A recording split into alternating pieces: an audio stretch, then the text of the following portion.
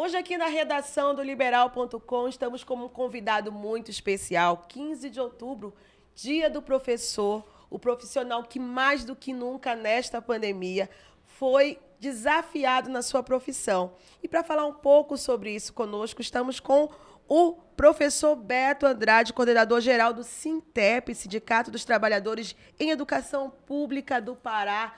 Tudo bem, professor? Tudo bem. Primeiramente, feliz Dia do Professor aí. Opa, muito obrigado. Eu sei que o senhor deve receber muitos presentes aí quando o senhor estava na sala de aula, ali atuando. A gente vê o carinho, a gente vê ali o quanto vocês se dedicam, né, para ter o êxito, para inspirar pessoas, né? E agora o senhor a sua frente de atuação em favor da educação é atualmente no sindicato, como coordenador geral, correto? Isso.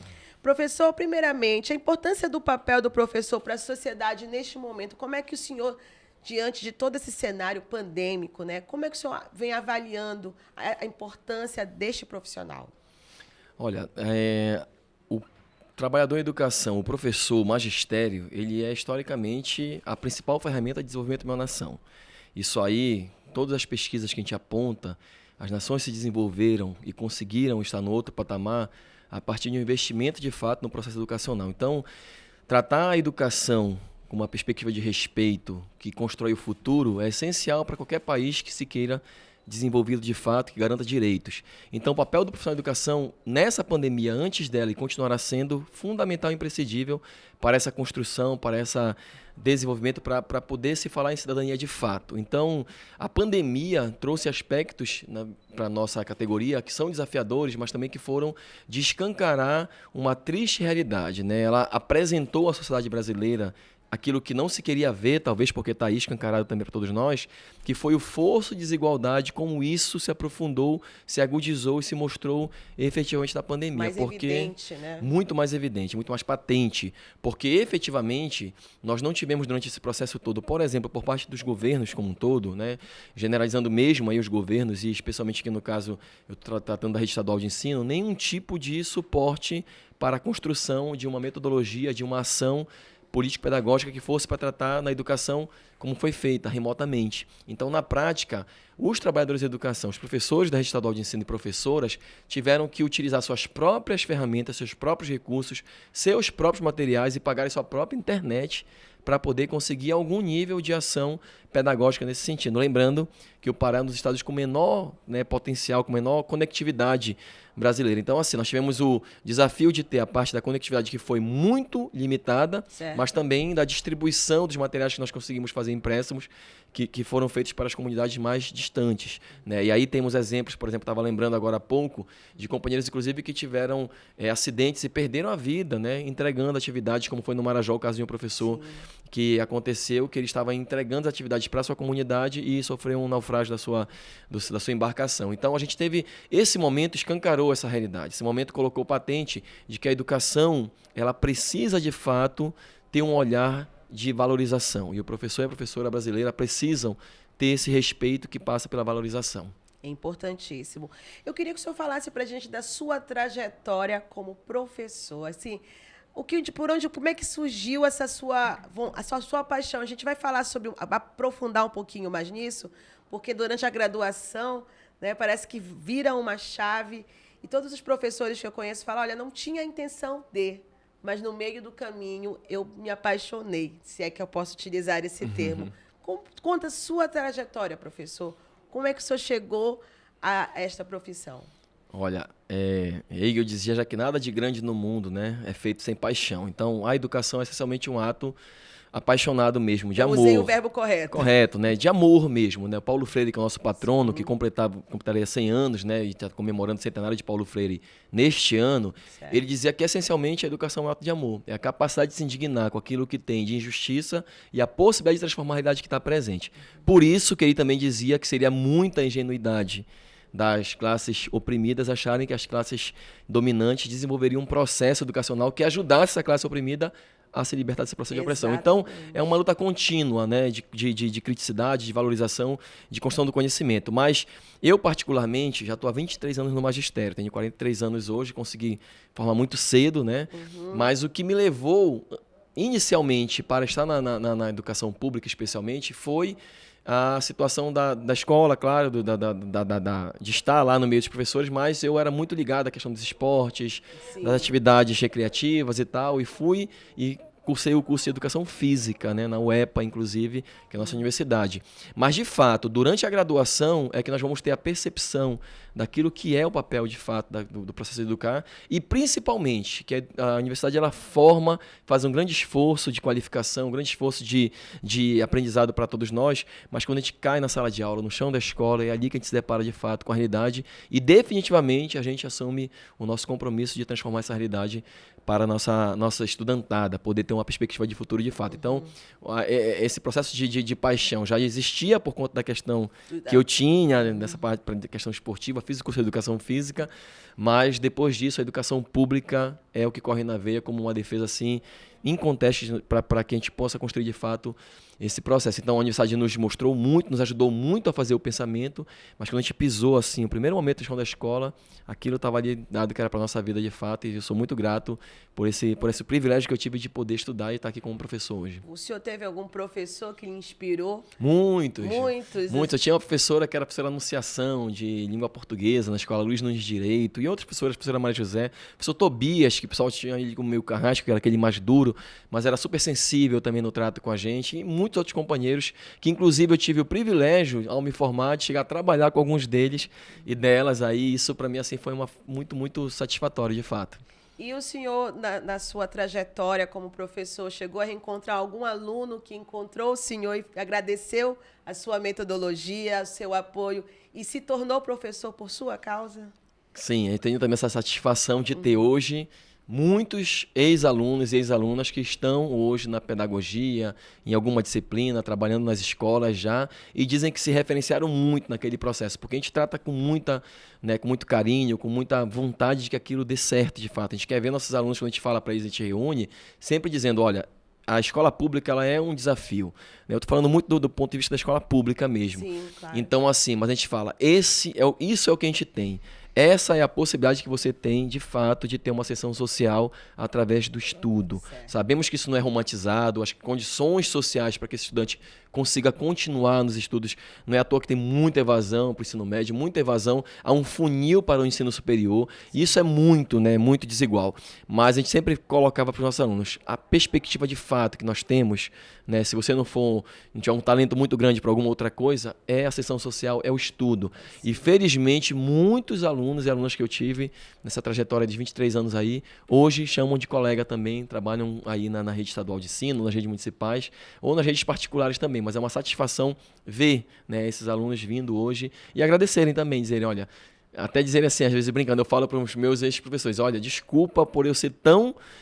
eu era um aluno muito inquieto, e aí eu digo, agora eu sei o que eu estou passando lá na sala de aula, e alguns me disseram isso, olha, professor, agora eu estou passando também lá com os meus alunos aquela inquietude, mas é muito bom, é muito bom porque a gente provoca os alunos ao exercício crítico de fato, e é bom que a gente tenha essa inquietação deles, porque a rebeldia da infância, dessa juventude, ela é muito na perspectiva de que eles sonham de fato com alguma coisa melhor para suas vidas, então a gente precisa conseguir a capacidade de fazer um processo educativo que a gente troca saberes, mas de direcionar toda essa energia para uma perspectiva de que eles pensem no futuro e possam construir uma mudança da sua realidade de fato. Eu sei que a gente estuda bastante na academia que deve haver um distanciamento, mas é impossível, né? A gente acaba ali se envolvendo, a gente quer sempre apoiar e acaba inspirando, como o senhor acabou de falar, né? No caso da educação, talvez seja um dos cursos que subverta essa lógica. Exatamente. Da medicina, da comunicação, talvez, aí que a gente tem que dar um passo atrás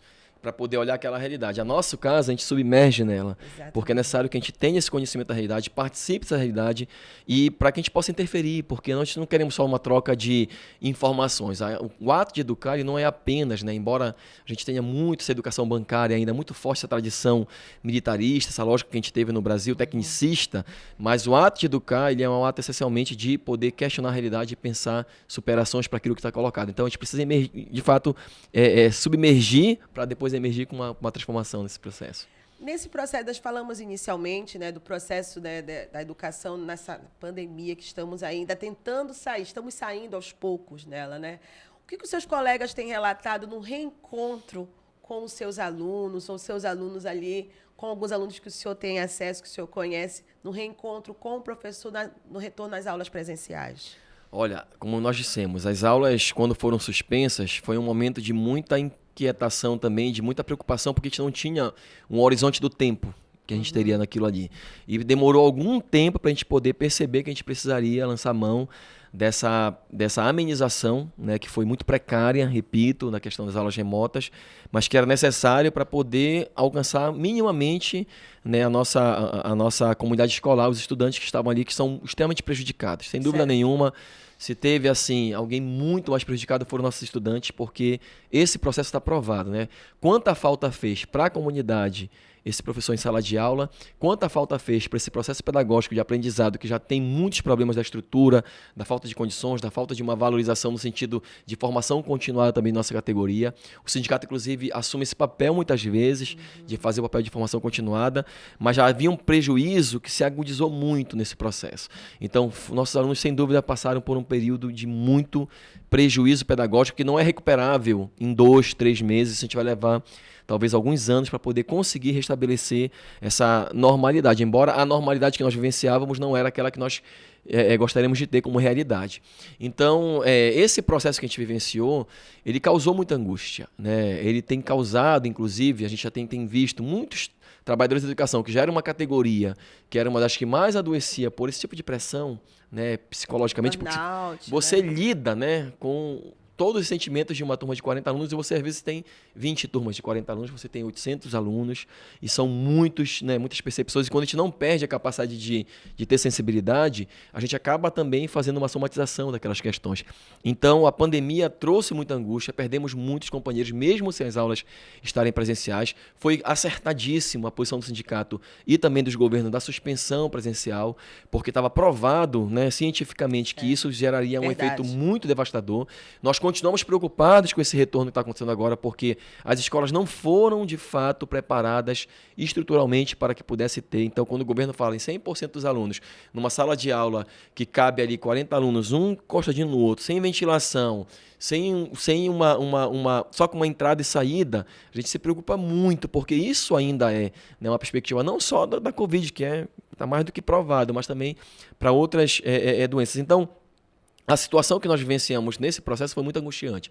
Mas, sem dúvida, a nossa categoria passou esse período todo numa grande expectativa sobre esse retorno, sabe? Porque sabia que ia enfrentar uma realidade ainda mais cruel do que aquela que a gente saiu, porque os alunos voltam no outro tempo, também perderam entes queridos, então tem um processo psicológico, numa psicosfera muito, né, preocupante, mas, por outro lado, uma grande euforia do processo de poder reencontrar, porque a gente sabe, como eu disse já em outros debates, a comunidade escolar sentiu muita falta e esperamos que esse período que a gente vivenciou, embora algumas críticas e ataques a gente infelizmente insistam, né, e persistam, mas perceberam que é insubstituível o papel nessa relação professor e professora com o estudante. Mas mais do que isso, nós também nos percebemos que nós só nos realizamos nessa relação em sala de aula com nossos alunos, porque como eu falei, a aula remota, ela cumpriu um papel necessário, mas sem dúvida nenhuma não há nenhum tipo de substituição desse momento que a gente tem em sala de aula, da troca de saberes, de conhecimentos e muito aquilo, de emergir na realidade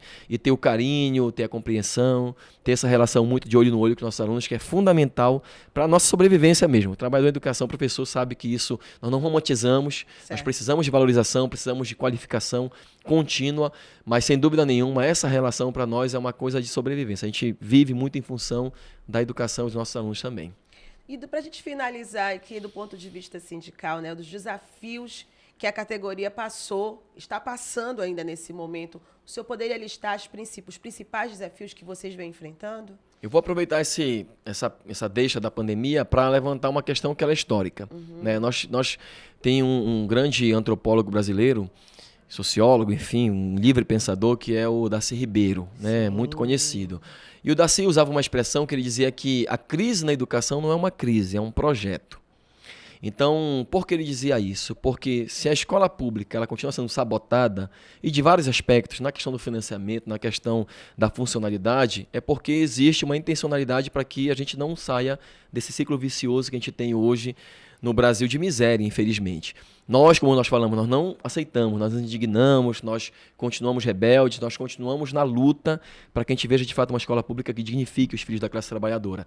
Mas quando ele dizia isso, a gente percebe isso quando a gente passa 1 ano e meio de uma pandemia, por exemplo, sem estar em sala de aula, a atividade remota estava acontecendo, e a gente vê muito pouco da estrutura física das escolas serem alteradas.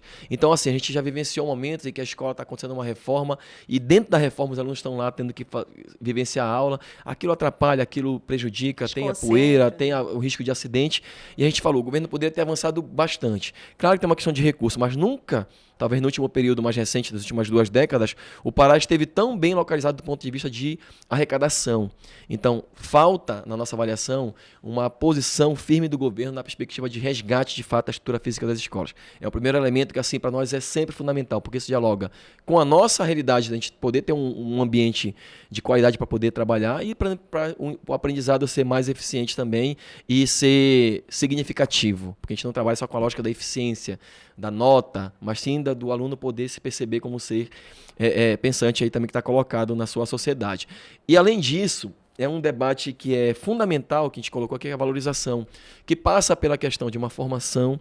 Infelizmente, a gente tem, ao longo desse período todo, muito tempo, muito pouco investimento na perspectiva de formação continuada. Por exemplo, a pandemia nos colocou frente a uma situação em que muitos companheiros e companheiras não tinham qualquer expertise sobre a lógica do processo de trabalhar em frente a uma câmera, de produzir, de fazer um download, um upload, porque isso não foi de fato construído historicamente. A escola pública está muito defasada também. Então, a gente precisava ter um investimento para que as escolas pudessem ter, de fato, né, entrar nessa lógica digital, mas para usar isso a serviço do processo pedagógico e não para substituir o papel do professor.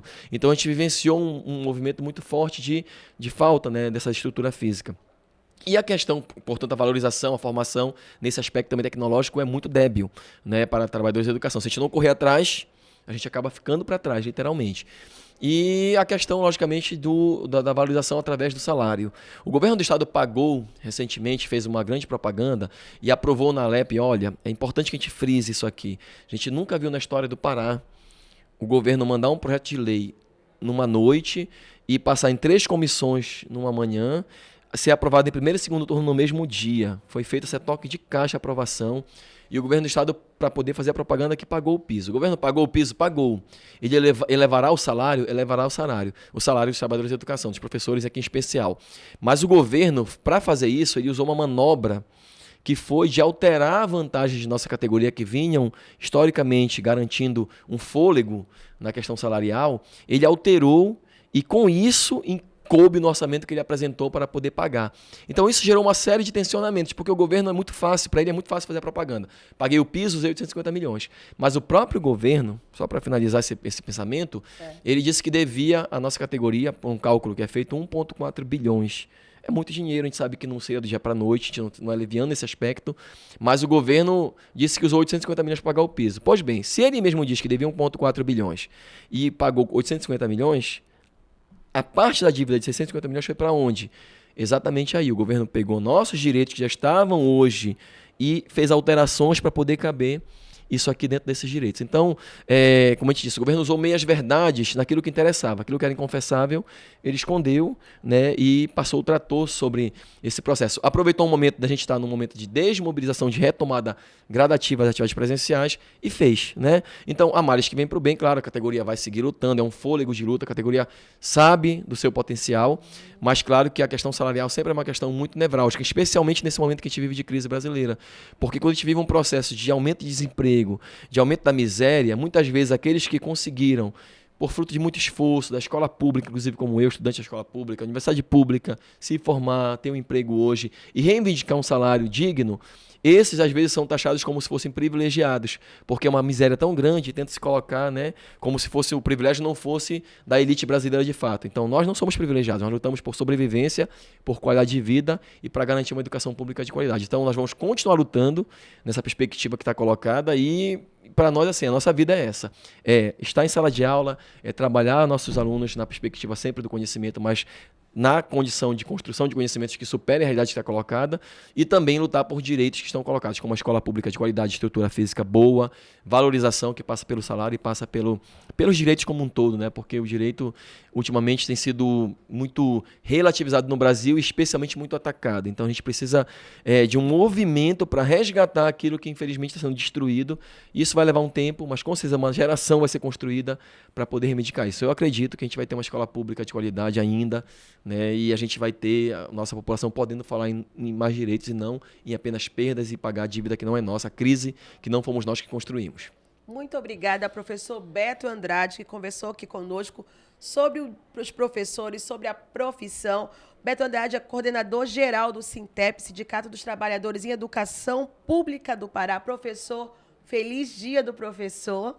Tá certo? Eu queria agradecer ao convite, queria mandar os parabéns especial à minha categoria. Ela não é só de professores e professoras. Dia 28 a gente vai continuar as comemorações porque é dos servidores públicos, então a gente tem os companheiros da Secretaria de Escola, os que são as merendeiras, as pessoas que estão ali, porque sem essas pessoas a escola também, né, a educação não se realiza. A luta por merenda, a luta por dignidade passa por uma série de servidores que estão ali construindo a escola pública de qualidade, mas como é o dia do professor, mandar especialmente um abraço a professores e professoras do Brasil e do nosso Pará todo aqui, que é a nossa categoria com certeza muito briosa e de luta. Você pode conferir esse conteúdo completo acessando o portal oliberal.com.